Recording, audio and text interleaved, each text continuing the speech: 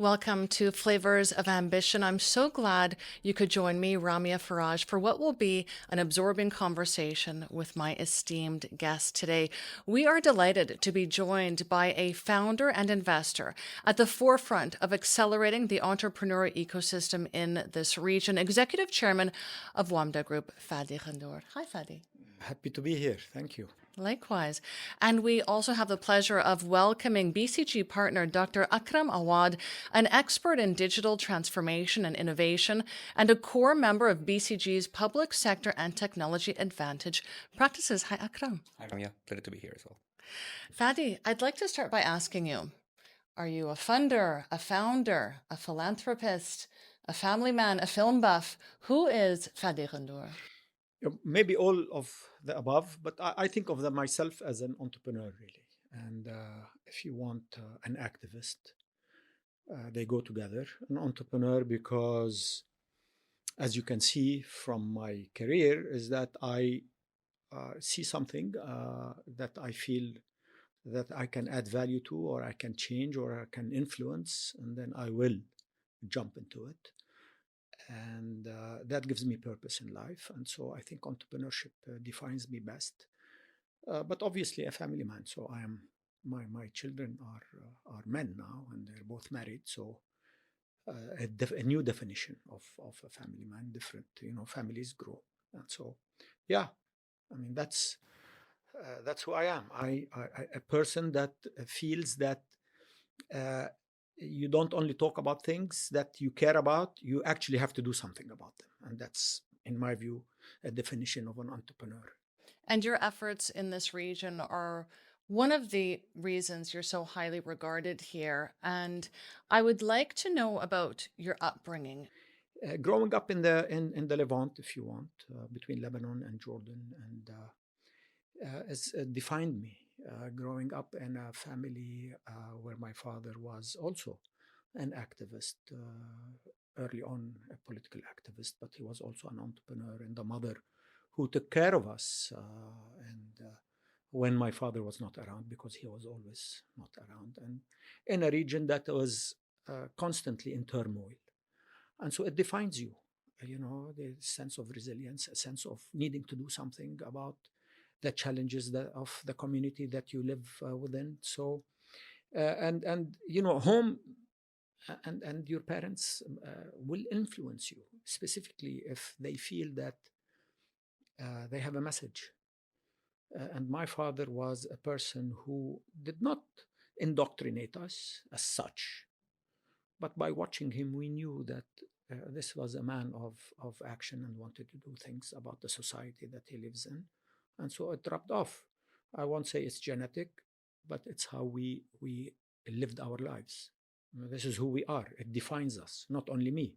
My sisters, I am one boy among four girls, right? So, and there's a lot of resilience that needs to be done when you are one among four. And it also defined me, living in a house that was a house of women and full of compassion and full of love and the sense of equality. And so that also defined how I conducted myself as I built businesses. Tell us a little bit about your educational journey. You studied at George Washington University. You were so young. What were your career goals at that time? Did you ever imagine that you would be in the place you are today? Absolutely not. I mean, that I didn't even ever think about it when I was, at university or even before. I'm a was a hyperactive kid, really, supremely high. I don't know how my mother managed to keep me sitting in one place for more than 2 minutes. And so at university, I wanted to start to study engineering, but I failed miserably at that because my brain was not an engineering brain, unfortunately, because engineers solve for problems. But I did better. But you solve for problems. But I did better. I'll tell you Yes. why. Because I studied political science, and then I had passion. I discovered my passion in political science. And so liberal arts education gives you a flexible brain. It gives you a brain that it gets to understand the world in all its complexity. And we live in a very complex world, right? And because I was an activist also, and again, that's another subject for another time. At the period when I went to college, if you research it enough, you'll know the political activities that were happening then. And I was active. I was active with the Arab Student Organization at that time, and so it shaped. And I had a father that told me it's okay to be an activist. You can study and you can express yourself and express your opinion. And I learned how to express my opinion in a society that expected that. But when you go to university, you are taught to be, you're expected to have a voice. And that taught me many things.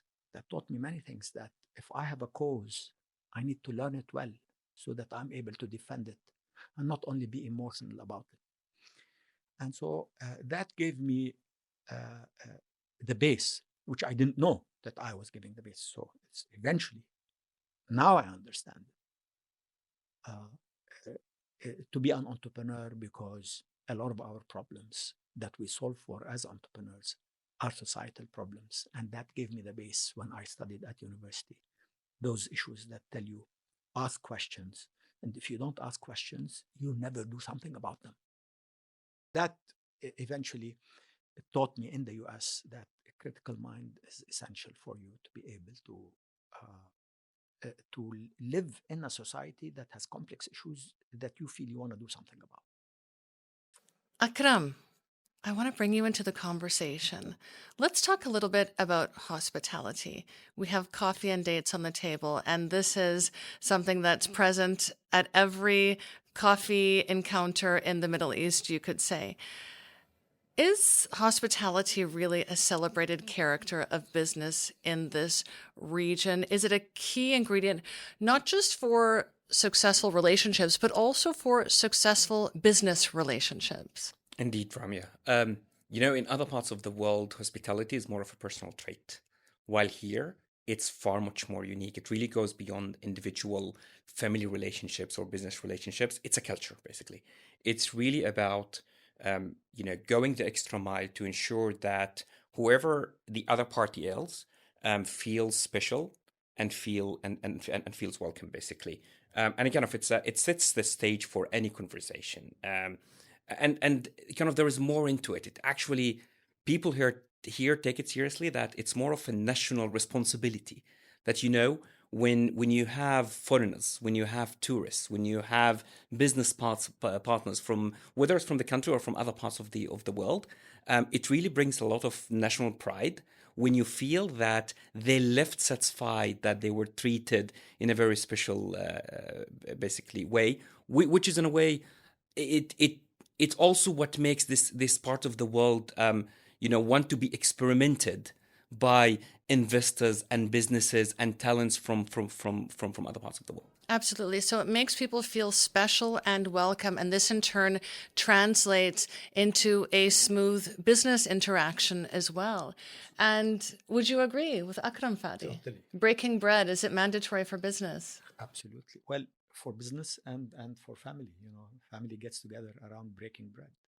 And invite, the hospitality of this region is you bring people into your home, into your family, and you break bread with them. That's another layer of showing the hospitality of the region. So what are your favorite dishes, and do they evoke any particular emotions when you eat them? What's your favorite dish? So look, my mom is an incredible cook, like every mom.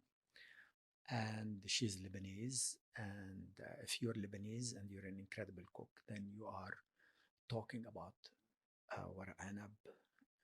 For the Palestinians and Jordanians, you say dawali, wara dawali, and kusa mahshi, as you said earlier, and mlukhiyeh, sayadiyeh, bamiyeh, بالرز. I mean, these are the things that that we grew up with. And when you have a mom that does these things well, you will lick your fingers after every meal. Every meal. And you will remember her forever for getting you to gain weight. Absolutely. My mom, until today, she doesn't cook anymore, but she has somebody to help her. And she's 94 years old. And when we sit at her table, if we don't, I mean, she'll keep telling us, you haven't eaten anything. I mean, you'd have filled 2 plates and she'd say, ما أكلت شيء. You know, you Exactly. didn't eat anything. Yeah, what happened? Are you on a diet? Yeah, yeah. I would tell her, what do you mean? And that's a lovely habit, and I love it.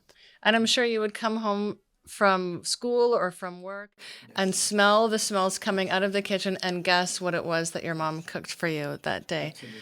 Akram, what's your favorite food? For me, it's probably the most traditional and signature Palestinian dish, maqlouba, which can be translated literally as upside down.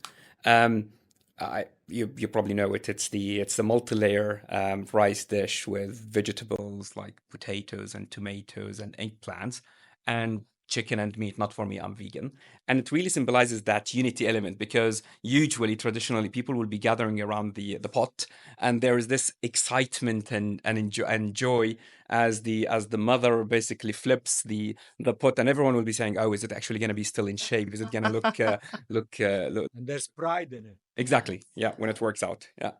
And speaking of family, Akram, how would you describe your role at BCG to your family or to somebody who doesn't really understand what it is you do at work? I mean, you're a partner, you're an experienced core member of the public sector and technology advantage. How do you describe your role to somebody who's outside of the business sphere?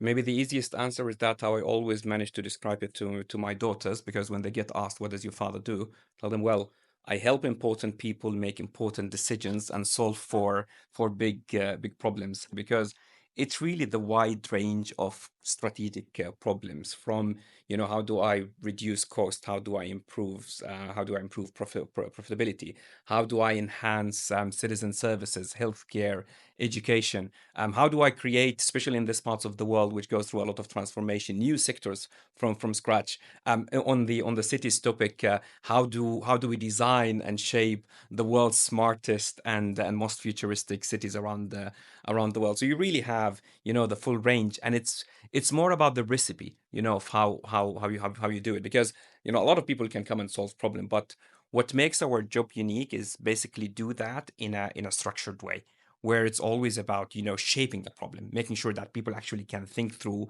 a very specific structure, basically, of how they approach any problems, and then how to understand and synthesize the learning from best practitioners from all around the world, regardless of what the topic is, and then translate that into a clear vision, and then set a clear plan on how to get from A to B. So that's basically the story of what we do in our work. And Akram was mentioning to me earlier that Aramex was cited by Thomas Friedman in the book The World is Flat as an example of how small companies thrive in a globalized world by acting big. And I would like to know how companies in this region can thrive by acting big, like Aramex did. Ramya, when we advise big companies around basically how to reinvent themselves, we say disrupt yourself before you get disrupted. But the opposite of that, exactly disrupted by whom? Then by the small company. So basically, it's really more about small companies needing to think about how they can be creative and innovative in the way how they get into that space. It's not about outsizing the big players. It's about being innovative, thinking differently. It's about looking for the right partnerships where one plus one basically creates more than two, where there is a one win-win situation to compete then with the big players. And it's also about learning fast and failing fast. In a way, that's also exactly what Aramex did. Um, and maybe another example that comes to mind that actually very much similar to Aramex is Spotify. In the early 2000s, the music market was pretty much occupied by Apple with iTunes, and of course, kind of the traditional media owners. And then when Spotify came around 2008 or so, they said, we cannot compete with these guys, so we need to think differently." So they went and established partnerships with the content owners. they use the data very effectively to basically personalize the experience. They went and have partnerships with the cloud providers to be more lean than the big companies like Apple in terms of the way how they handle the assets. They went and established also partnerships, for example, with telcos to sell their service through that, and that really what allows them then to establish themselves into a very different very different business model. Apple was based on pay per song, while here basically it's about paying for the experience itself, and that's what led them the same way with Aramex to now being basically an IPO companies with around $80 billion of market cap. And Aramex is the landmark success story of the MENA region.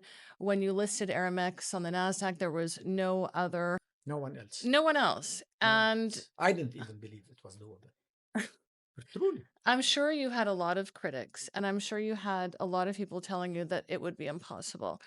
How did you really transform Aramex into the global giant that it is today over 30 years? I mean, do you think it was your local knowledge that was used to your advantage?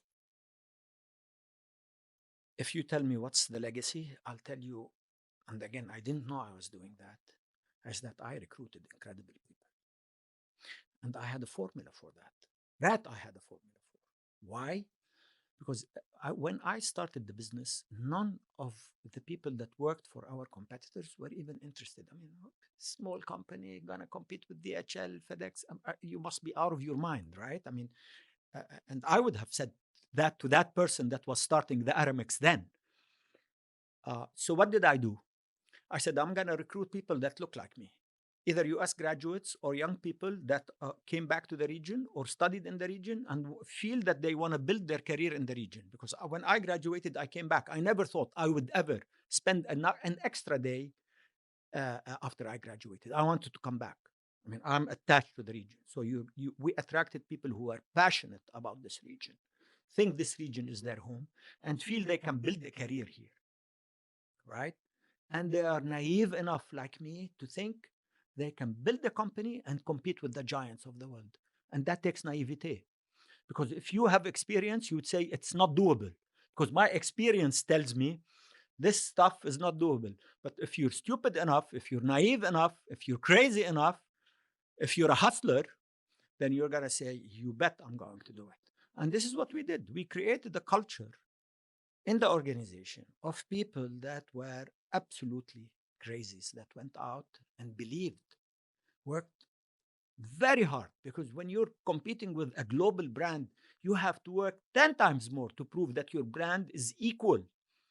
Because you're in the business, our business is very sensitive because you're taking people's documents then. There were no packages then, there was only documents. You're taking people's documents, very personal or business-like, and you want to deliver them on time. And you're saying you want to do that against the biggest company in the world. That takes an incredible amount of convincing.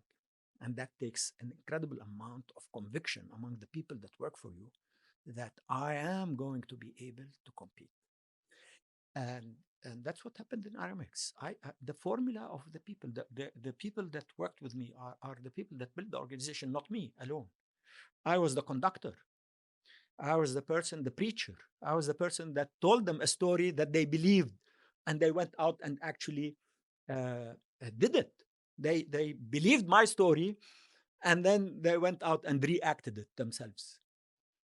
And they're running the company now. You know, the beauty about Aramex, I mean, I'll conclude here. The beauty about Aramex is since I left, it continued to be managed by people that grew up in the organization. Uthman, the guy that runs the organization today, is a son of Aramex. It's his 30th year. I recruited him when he was a young boy, British Iraqi. I told him, you want to work? He was just about to work for or worked for another competitor for 6 months. I stole him. I said, who wants to work for big Western companies? Come here. And so he's running the company now. And your commitment to this region is evident because you made it to the NASDAQ and then you delisted and you listed Aramex on the Dubai financial market.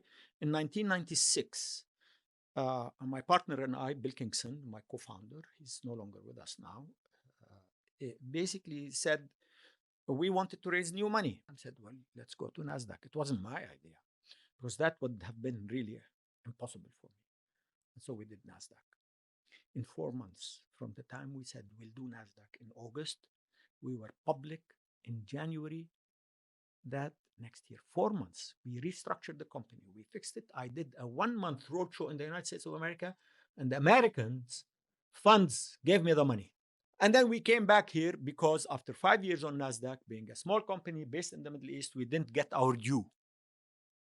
We did not get our due because we were growing, we were doing well, and we were so disciplined. You adhere to the SEC requirements. I mean, this is really, it transformed the company so that, because SEC has strict rules. When you go public in the US, it's a different ballgame. We said, okay, it's not going to work in the US and maybe our markets in the region, which were just starting to show their face, will recognize us because we're a brand that is homegrown here. So if you're on the Dubai financial market, they'll say, okay, this is our company. It touches every single individual in the city.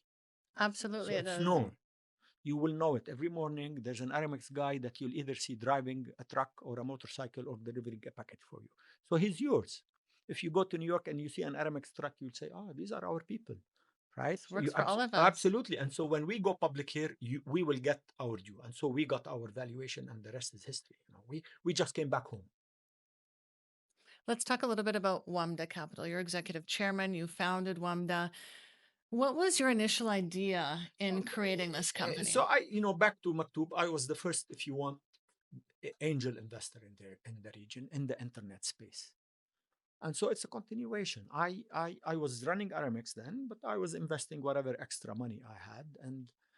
And as I left Aramex in 2012 as CEO, I stayed on the board, but I left running the business. That was my next calling. So I was doing a lot of that tech investing by myself. And through a company called MENA Venture Investments. It's a small entity that did the original early stage investing in the region, if you want. And then it's a continuation. Wamda Capital is an entity that invests in startups in the technology space in the region. Very simple. There is nothing innovative about it. So I have to be honest with you. We are an entrepreneur-led venture entity that invests in early stage, always early stage. We like companies when they were at the beginning of their life. Is Wamda evolving at all? I mean, what are the main objectives that you're focused on achieving today with Wamda? We're being much more careful now. We think the AI wave is real. It's happening, and you will have a lot of deep tech engineers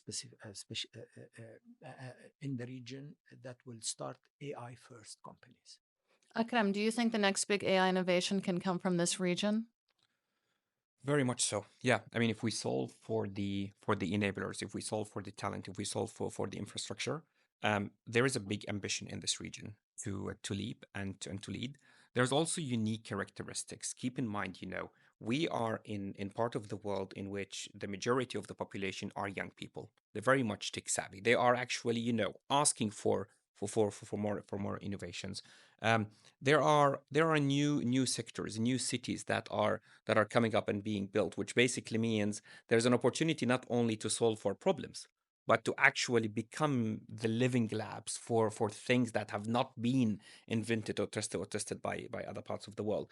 There's also this element of trust, especially in some countries in the region, like the GCC countries, where government is allowed to serve its people with AI and with data in a way that probably wouldn't necessarily be seen with the same level of trust in other parts of the world. That gives, especially the public sector, an advantage to create this personalized experience across the board. I'll give you just one example.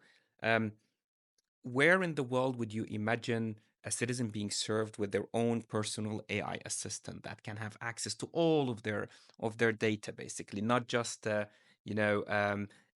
managers and executives having their own assistants, but actually everyone, every child, every adult have their own assistant. So that's just one example of the specificities of this region that would really allow us to leap, not just catch up, going forward. And again, part of the whole discussion that we've had today, Dubai and other cities, Riyadh and Abu Dhabi, are basically making themselves available for people to come and implement innovative solutions in AI and in other technologies as their place where you want to test your product. Our city is open for you. Come, come. The regulator will let you come in. Come test your products. I want to be able to be the city of the future. And so you talked earlier about smart cities. This is what smart cities are. It is the people that run the city that tell you, come here. We are the place where we want you to implement everything so that we can make our city smart. What does a smart city mean? It means the ease, making life easier for the people that living in it. This is ultimately what a smart city is. Making life simpler for the people that want to live, buy, work, entertain in the city that they live in. Why? Because they want them to stay here. And so that's why AI will thrive, because these are open cities. This is an open lab for anybody that wants to test a product that actually makes life easier for people. And we're not necessarily dealing with a lot of legacies. There is Yes. modern infrastructure. There's lots of data, Exactly. and once you have the data, then you can basically go and create and innovate, which in whichever way serves basically elevating the quality of life or easing life, Totally. as Fadi mentioned. Akram, regarding initiatives and opportunities that you would like to see brought to the region, which would bolster both investment and help entrepreneurs and startups to have greater impact, what are those initiatives and opportunities that you would like to see implemented here? Let me start with one, and again, I'm going to be repetitive, but it really shows the importance. Talent, talent, talent. I was in a discussion with Andrew Ng, the founder of Coursera, and he's one of the AI pioneers. And I asked this question, it's like, where would you start? And he literally said, and I still remember that quote, he said, solve for talent, and talent will solve everything else for you. And here I'm not just talking about, growing organically the talents in schools and universities. That's important, but that's going to take a long cycle. In the Middle East here, we're still playing a catch-up game. And for me, it's very important that we also do the extra effort in order to attract talents from other parts of the world, and not just globally, but we actually have a lot of talent pools in the regional countries who might not necessarily have the right resources or the right ecosystem to support them establishing new startups and businesses. So we can start there in order to become, to stop the drain, create value out of this talent. I'll give you a concrete example today as we talk about AI. The US today produces only around 20% of the global AI talent, but they host around 60% of the global AI talent, which basically means we are still losing our talents to those markets in which they have the right ecosystem. As Fadi mentioned, we have an opportunity today in places like Dubai and other rising star cities around the region to basically now reverse that movement. That's number one. Number two is venture building. And here what I'm talking about is, again, we need to build in order to attract the smart money into the region, and there's plenty of that. But in order to be able to invest, you need to start having a critical mass of startups. Yes, we can always continue with the traditional way of building startups and supporting them with incubators and accelerators, but we have also an opportunity to even increases the chances of successful startups by implanting at scale the venture building model, where you basically have people who know how to build startups, the what we call can in this case the entrepreneurs, but make them intrapreneurs within those venture building engines. Identify, be driven by the business, by the market. Say, these are concrete problems that we think they needs to be solved. There is no one solving for them today. You don't just provide them with the business guidance, but no, you actually provide them with the resources until they can actually go and launch and exit themselves or spin off as a startup. And again, that would increase the critical mass in addition to the organic path. The third one that I will end this answer with is um, historically, the biggest spender in the region has been the governments. And the governments today, including the state-owned companies, have a critical role to play to show the money. If you're gonna attract startups from around the world, then you need to show them that if they would come and work with you, you will actually inject and you will create business opportunities for them. And that's what would encourage both startups to grow in the region, but also startups from all around the world to come and set shop in the country, in the region. One of my favorite initiatives is Dubai 10X initiative. And here, it's about going to every government entity and tell them, what problems do you want to solve? Don't give me the simple thing that you can just go and procure tomorrow. Give me things that really would encourage innovation and then announce those challenges, invite the startups that are pioneering in these spaces from all around the world, and then success would look like basically sealing a deal with those government entities. So in a way, governments need to stop thinking about spending money just as pure procurement, but no, as strategic injection of funds basically into startups that have a higher chance of then scaling and innovating all the way until they potentially exit in IPOs. And maybe here, if you would allow me, Fadi, also to ask you, I mean, you yourself played a pivotal role in successful tech exits, Maktoob acquisition to Yahoo, Souq.com acquisition to Amazon. What do you think was the real value that these exits brought to the region, and how can we, replicate these successes? I mean, I'll dig into an answer that I gave a bit earlier. I wrote an article in 2009 when Maktoob was sold to Yahoo. I said the world of entrepreneurship in the region is going to be like this. The years are going to be counted like this: the pre-Maktoob Yahoo deal and the post-Maktoob Yahoo deal. Why? Because this is the first time that wealth was generated from 300 talented people and not a single asset to be owned, not from building, not from land, not from government contract, and not from anything. It's a company that it built itself around a website. This is the days before apps. This is the days before Steve Jobs invented his iPhone, right? As we know it today. So it's a website. 300 software engineers and marketeers living in Amman, Jordan, most of them, front end in Dubai, selling advertising and creating all sorts of interactive things on the web. And we proved 2 or 3 things in Maktoob. The founders, I mean, I was their first partner, but Hussam Khouri and Samih Tuan are the real people that built the business. I was a supporter there, and I was part of the funding. But what they have proven is that Arabs, at that time, you won't even remember, they would say Arabs will never go online. We don't have stable internet. People don't buy things online, etc. They were questioning everything. And then who makes money on the website? You have to build a building. And so no, we didn't own a building. We rented a building, and the computers we had, we could throw them away and the company would still be alive. Because who cares about that laptop or computer? You can Somewhere in the cloud. Exactly. And so Maktoob proved to the world that the internet in the region is investable. And you actually can build a business that gets sold for $165 million with minimal capital. I mean, you didn't need to spend $100 million to build a $170 million business. They raised, I mean, I don't know, maybe $10 million all in all. And then suddenly an exit of $170 million. And so the world changed post Maktoob. And then part of that was Souq. Souq was owned by Maktoob completely. So it's an offshoot. When Yahoo bought Maktoob, they said, we don't want that other company. Keep it. So we kept it.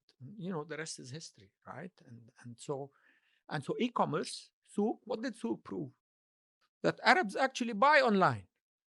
And you can deliver packages when somebody buys online, because Aramex was there. Because, I need to plug in Aramex here. Aramex was the backbone of e-commerce in the region because no one else was doing one simple thing. You know what? Cash on delivery. People did not want to use their credit cards in the region back then. Until today, they don't want to. So who does that? We invented, I mean, it wasn't invented here, but we created cash on delivery. The big boys from somewhere else in the world said, cash on delivery is 20th century. Nobody wants to do that. Well, I do. I mean, that's how part of the Aramex competitive process is. We always solved for problems. We didn't say that, in New York, we don't need that. So who cares about the Arab world if they buy online or not? But that combination of Aramex, Souq, and Maktoob, the three were at the core, with the infrastructure of the original entrepreneurship ecosystem in the region. People talk about the PayPal mafia in the US. PayPal graduated Elon Musk and etc. Maktub engineers and Maktub people have created over 30, 40 companies. You don't talk about them, but if you look at a lot of the engineers that have built companies post Maktub, if you look at their CV, you'll find that Maktub was there. And it's amazing, that the same Aramex narrative is coming up again. It's about building partnerships to win differently, thinking, don't outsmart, basically, and understand the specificities of your and market solve as well. locally. Yeah. I'm solving for the Exactly. challenges we have here, because here is our strategic presence. This is where we make a difference. I'm not living in another planet or solving for other people's problems. I'm solving for my neighbor. So if he needs to pay cash on delivery, I'm going to create that product. Tell us what it is about the Middle East entrepreneurial spirit that really fuels your passion for work. Look, at the core of it, my passion originally in entrepreneurship, when I started building my business, I didn't think that, the word entrepreneurship caught on here in the past, 20, 25 years. I thought I was building a business. I didn't say, I'm an entrepreneur. I want to build a business that is called entrepreneurship, etc. I didn't think of it that way, but I thought about other things. As you grow up in this region, you also start to understand the challenges of the region. And I felt that eventually entrepreneurship, creating businesses, creating jobs for the youth in the region was essential, because this region was graduating millions of people from universities. And you've done a remarkable job creating jobs for youth in this region. And you've also done a fantastic job in educating youth through Rouad. Yes. Besides your business ventures, you are a dedicated philanthropist, particularly through Rouad. Tell us a little bit about what you do at Rouad and what your mission is. So Rouad was incubated at Aramex. This is not my personal initially. It was my, if you want, I initiated the process inside the organization so that Aramex can start becoming active in addressing the challenges of the societies and communities that we lived within. Because I believed deeply that the business of business is not only business. Business impacts society, and it needs to impact it positively, and it doesn't need to think about profitability alone, right? And so we thought, how in Aramex, if we care about youth, rather than give money to others, we built the organization from scratch. We give scholarships to people that live on the margins. We built community centers in return for 4 hours of volunteer work every week. So this is not charity in its traditional sense. I'm giving you something and an opportunity that I can give, which is funding to get you to university, but you have talent also.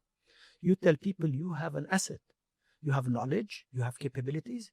Give me those 4 hours of volunteer work, community service in your community. So you're associated with that. And so you build character.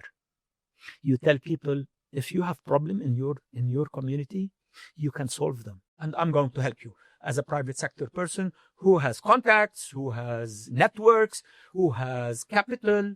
And I have my own employees at Aramex that would go and volunteer in the community. And so there is this integration between the haves and the have-nots, that call it that, or the people that care about the community on both sides of the divide. And so, it's a micro thing. I can't say I'm solving for national issues, but I'm saying this model, if you look at it, it addresses challenges that could go across countries, across cities, across societies. And so that's the story of Rouad. And then eventually, Aramex continues to do that work. And then we brought in all sorts of other people from the private sector, because this is a private sector funded thing. We don't take foreign aid money, because the basic principle of that also is that we have means. We don't need to always be dependent on other countries to come and give us aid to solve for our problems. Because if we have the means, shame on us that we take other people's money to solve our own problems. Your model is about strategic philanthropy. And we feel the impact, so we love it. So which means this is our 19th year in Rouad. And so it gives us energy all the time, because we see new things all the time in these communities, and you see the end result. And these kids, I have one guy that wrote to me just 2 days ago from the US. He built a cybersecurity company. He says, "Do you remember me?" And he sent me his photo at graduation from Rouad. He says, "Yeah, I'm a graduate of Rouad, and here's who I am, and here's where I am. And now I need you for something else, because you are an investor and you're an entrepreneur, etc. I need your advice for something else." And you're Look his at that. mentor. You're his mentor now. How incredible is that? Akram, I think Fadi will be modest if I ask him. So I'll ask you to give us some insight on his impactful legacy. How instructive has his work been at Wamda and for entrepreneurs throughout this region? That's my favorite, actually. I think Fadi will be remembered in the region and the world as the one person who, whether it was his mission or not intentionally, but he is the one person who gave the Arab world and the Middle East the faith and the self confidence that great things at a global level can actually come out of this world. He's also a person that, for me, exemplifies that greatness and humility can actually go hand in hand. For me, what makes also Fadi special from in his history is that, and until today, is that he's not just, and we heard that today a lot and a lot. It's not about just building businesses and making money. It's about building people, building partnerships, ecosystems, communities. It kind of tells us that the most meaningful legacies are those that really focus on uplifting others, um, leading with passion and compassion and integrity, and at the same time staying grounded in values and principles. I want to thank you both so much for your time today. Very kind. Thank you so much for your time today. Thank you for being with us today. Fadi, on behalf of everyone that you've funded, aided, mentored, uplifted, supported in myriad ways, thank you. I'm the lucky one. Thank you very much.